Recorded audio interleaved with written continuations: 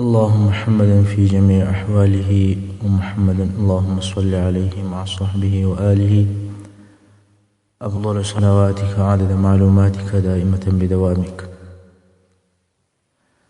سيرة النبي صلى الله عليه وسلم دویمه برخه.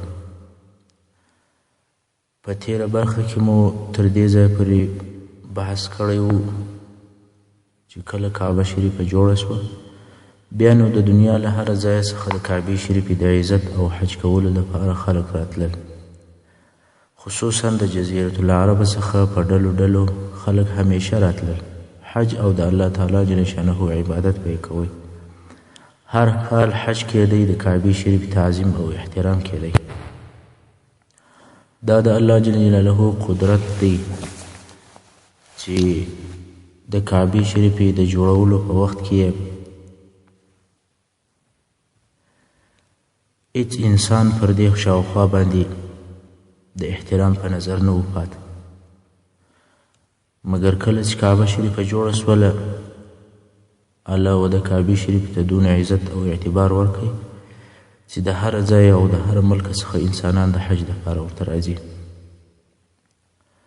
اوس نو کعبه شریفه معززه سوه او د ابراهیم علیه السلام دین نشر سو.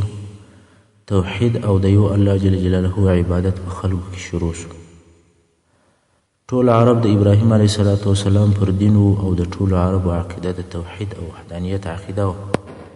یوازې د الله جل جلاله عبادت په ټوله جزیرة العرب کې کېدی.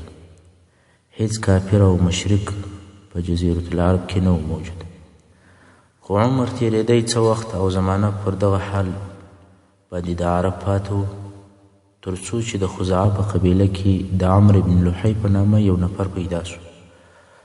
خزاعه د عربو یو بله قبیله ده او دغه عمرو بن لحی د دې قبیلې رئیس او سردار ده. دغه عمرو بن لحی د جرهم د قبیلې سره چې په مکه مکرمه کې امیرانو، جنګونه یې ورسره شروع کړل چې د کعبې شریفې تصرف او د مکې مکرمې امریت ځینې واخلي. د دغو دوو قبیلو په مابینځ کې ډېر لوی جنګونه پیښ سول، څو په آخر کې د جرهم قبیلې شکست او ماتې وخوړل او د مکې مکرمې تصرف او امریت د خزاعه ولاسته ورغلی.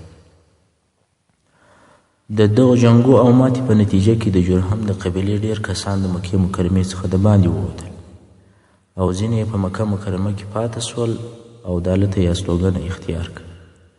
مګر کارونه او امریت ټول د خزاعه. نو کله چې د جنگ په وخت کې د جرهم قبیلې په خپله ماته او شکست باندې پوه سول، نو یې وغوښتل چې د خزاعه قبیلې ته په مکه مکرمه کې تکلیف او مشکلات جوړ کړي او د دغه قبیلې ژوند ورتریخ کړي. غواړي چې دغه تکلیف او زحمت د اوبو د نه درلودلو په سبب ورته پیدا کړي. د مکې مکرمې د ښار عزت او عظمت، لویي او حرمت خو د کعبې شریفې په وجه و، خو د خلکو ژوند یې بیا د زمزم په اوبو و. که اوبه نه وي هلته بیا ژوند تریخ دی. نو جرهم قبیلې د خزاعه د قبیلې د ژوند د ترخولو دپاره د جنګ په وخت کې د زمزم ساه پټه کړه او هغه په مکه معظمه کې چې پرتې خزانې وې هغه یې ټول وڅا ته ور واچول چې په هغو کې یوه د سرو زرو وسۍ هم او څا یې داسې پټه کړه چې هېڅ علامه او نشانه یې نه سوه پاته. کله چې خزاعه په مکې مکرمې باندې مسلطه سوله او د مکې شریفې امریت یې لاسته راوړی، خو د زمزم د اوبو هیڅ اثر نه دی پیدا.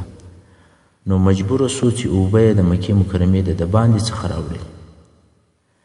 د خزاعه قبیلې د مکې مکرمې امریت ډېر وخت په لاس کې و او د زمزم څاه یې بیا هم تر پایه پورې نه دی پیدا کړی، ځکه هغه داسې پټ سوی او ښخ سوی و چې هیڅ پته او درک یې نه معلومېدی. څو په آخر کې بیا زموږ د نبي علیه السلام مبارک نیکه عبدالمطلب صاحب بیا دا د زمزم څاه وکیندل. نو د هغه تفصیل به بیا وروسته راسي. دا د زمزم د څاه د پټېدلو قصه وه چې پر مکه مکرمه د خزاعه د تسلط په سبب جرهم قبیلې پټه کړه. پر مکه معظمه د خزاعه د قبیلې تسلط تقریبا 300 کاله یا په بل روایت 1500 کاله پورې دوام درلود. خو په شروع کې د خزاعه قبیلې مشر او رئیس چې عمرو بن لحی نومېدی پر مکه مکرمه باندې عمومي رئیس او مشر، او د ده د امر څخه هیچا سرکشي او نافرماني نه کوله.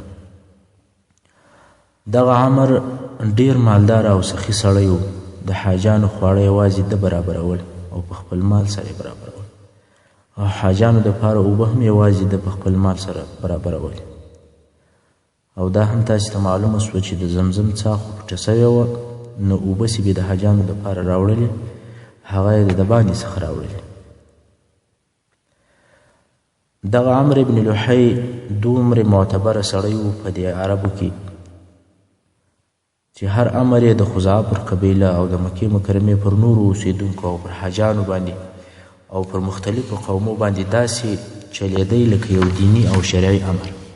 هیڅ چا د ده د امر څخه نافرماني او سرکشي نه کول. یو وخت دغه عمرو بن لحی شام ته په سفر ولاړ، او هلته د شام په حدودو کې یوه قبیله اوسېدل چې د عمالق قبیله ورته ویل کېده. دغه قبیله بت پرسته وه، د بتانو عبادت یې کوی.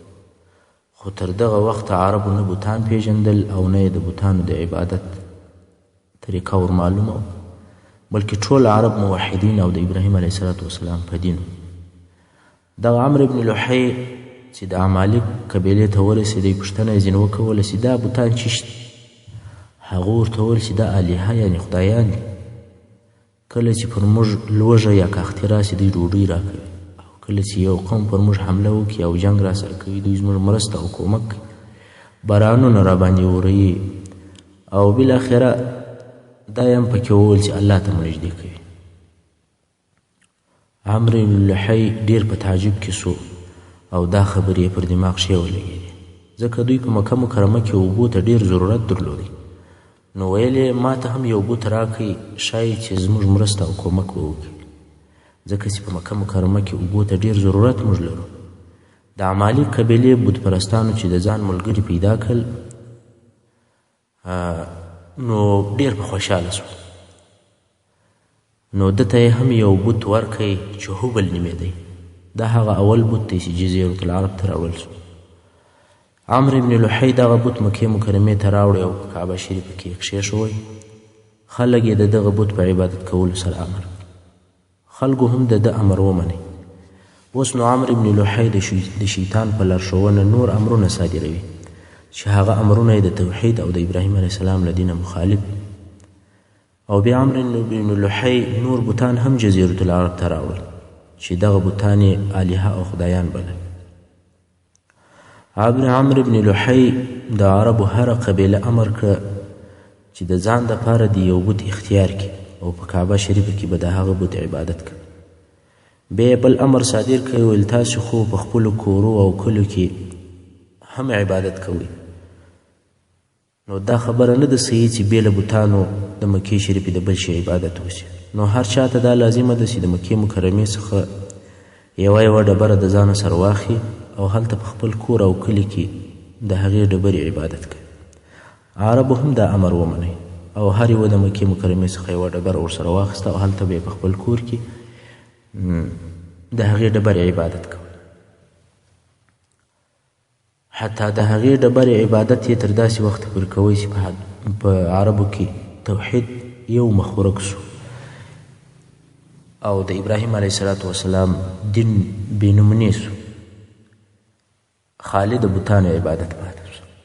د عمرو بن لحی په امر سره په جزیرة العرب کې بت پرستي شروع سوه. رسول الله صلی الله علیه وسلم مبارک د دغه عمرو بن لحی په باره کې فرمایي: رأیت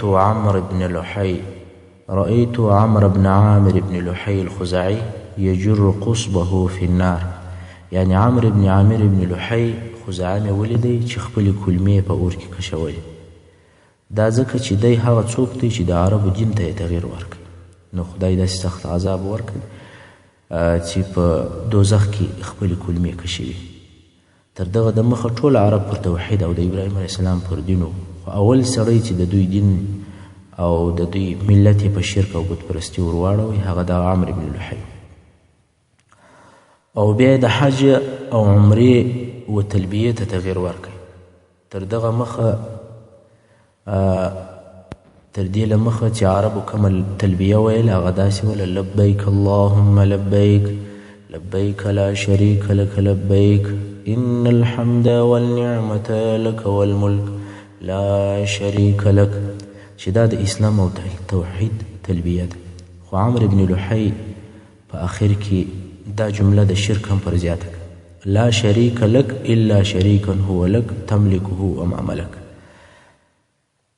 او بیا د حیواناتو په باره کې پر عربو نور امرونه جاری کړل. هغه دا چې ځینې حیواناتو ته باید د احترام په سترګه وکتل سي او مقدس وبلل سي، د هغو څخه باید کارونه وانخیستل سي، او د ځینو غوښې هم باید ونه خوړل سي، او د ځینو غوښو باید چې نارینه وخوري، او د ځینو دا باید چې ښځې وخوري، او د ځینو حیواناتو غوښې او شیدې باید چې بې له میلمه بل څوک ونه خوري. چې د دغه حیواناتو د جملې څخه یوه ته بحیره ویل کېدل، بل ته حامی ویل کېدل، بل ته سائبه ویل کېدل، او بل ته وسیله ویل کېدل، او داسې نور نومان هم ورته کښېښول سول. سائبه هغه اوښه وه چې 10 لوڼې یا جونګیان یې پرله پسې زیږولي وای او په منځ کې یې نارینه جونګی نه وای، نو پر دغه اوښه نه څوک سپرېدی او نه یې بار پروړی او نه د هغې وړۍ شکول کېدې او نه د دغې اوښې شیدې بې له میلمه بل چا څښلی سوای. او که یې تر 10مې جونګۍ وروسته بله 11مه جونګۍ زیږولی وای هغې ته بحیره ویل کېدل. د هغې غوږ به یې ورچاکی او د خپلې مور سره به یې ایله که. پر هغې هم نه څوک سپرېدی او نه یې د وړیو څخه کار اخیستی کېدی او نه یې بې میلمه بل چا شیدې څښلی سوای. دا بحیره هم داسې وله لکه د دې مور. او وسیله هغه میږه وه چې 5 وارې به پرله پسې غبرګه لنګه سوه او هر وار به یې دواړه بچان ښځې یعنې وروی راوړي. په 5م وارې کې به چې نارینه وری نه و زیږولی بیا به هم وروی پیدا سوه، نو دوی به ویل چې دا ورسېده، یعنې دې ته به وسیله ویل. وسیله هم رسېدلو ته ویل کېږي. تر دغه وروسته بل بچی چې به یې وزېږوی د هغه د غوښو خوړل به مشرکانو نارینهو ته روا و، خو ښځو ته یې خوړل نه و روا. او که به بیا مردار سو یعنې په خپل مرګ به مړ سو، نو ښځو ته به یې هم خوړل روا و او نارینهو ته هم. حامي هغه ځوان نر اوښ ته دوی ویل چې د ختلو په وایسته به پرله پسې 10 ښځې جونګیانې وزېږولې، نو د ده د شا به خوندي سوه د بار وړلو څخه. حامي هم دا خوندي کېدلو ته ویل کېږي. نو د دوی به ویل چې دا حامي ده، یعنې شایه د بار وړلو څخه خوندي ده، او د ده د وړیو څخه هم چا کار نه اخیستی. په اوښانو کې به ایله و خالي د یو ضرورت لپاره. د مشرکانو د دې حیواناتو په باره کې چې دوی دا کم دین جوړ کړی و، الله جل جلاله د سورة مائدې په 103 نمبر آیات کې فرمایي: اعوذ بالله من الشیطان الرجیم ما جعل الله من بحيرة ولا سائبة ولا وصيلة ولا حام ولكن الذين كفروا يفترون على الله الكذب وأكثرهم لا يعقلون. الله جل جلاله هیڅ یو د بحیرې، د سایبې، د وسیلې او د حام څخه نه دی ګرځولی، یعنې دا یې ستاسې دپاره شریعت نه دی جوړ کړی، مګر هغه کسان چې کافران سوي دي پر الله ابتراغ او له ځانه څخه درواغ او باطلې خبرې تړي، او ډېر د دوی څخه حق او باطل نه سره بېلوي او نه په پوهېږي. عمرو بن لحی داسې نور ډېر شیان دوی ته د دین او شریعت پر قسم کښېښودل او په دوی کې یې رواج کړ. حتی نور بوتان یې هم کعبې شریف ته د الها په نامه باندې او د خدایانو په نامه باندې راوړل، او نور لوی لوی بوتان چې کعبې شریف ته راوړل سول په دغو نومو سره یادېدل. اول ود نومېدی چې دا بوت د بني کلب د قبیلې دپاره او هغوی عبادت کوي. دویم بوت سواع نومېدی، دا د حذیل د قبیلې دپاره او هغوی عبادت کوي. دریم بوت یغوث نومېدی، دا د طوی د قبیلې او هغوی عبادت کوي. اهل جرش دا هم د دوی سره شریکان. څلورم یعوق نومېدی، دا د همدان د قبیلې یا همدان د قبیلې او هغوی عبادت کوي. پنځم نصر نومېدی چې د یمن دپاره و او هغوی عبادت کوئ. الله جل جلاله د دې بوتانو په باره کې په سورة نوح 23 نمبر آیات کې فرمایي اعوذ بالله من الشیطان الرجیم وقالوا لا تذرن آلهتكم ولا تذرن ودا ولا سواعا ولا يغوث ويعوق ونسرا. اصلا دا بوتان د نوح علیه السلام د قوم بوتانو او مشرکانو هر بوت د یو خاص مقصد دپاره کړی، خو دغه پخواني بوتان بیا په عربو کې رواج او جوړ شول. دا چې د دغو بوتانو څخه هر یو د عربو په یوه قبیله پورې خاص شو، دا کار هم د عمرو بن لحی په امر وشو. مګر هبل هغه بوت چې اول وار راوړل شو هغه د قریشو دپاره و او هغه عجبترین د الهو یعنې خدایانو. د دوی په جمله کې ایساف او نایله دي. په دې بوتانو کې دوه بوتان دي چې ایساف او نایله دي. د دغو دوو بوتانو قصه پخوا پیښه سوې وه. هغه داسې وه چې ایساف د یو سړي نوم و او نایله د یو پیغلې نجلۍ نوم و چې دوی دواړه د یمن اوسېدونکي ول. دوی دواړه یو د بل سره ډېر مینه او محبت درلودی.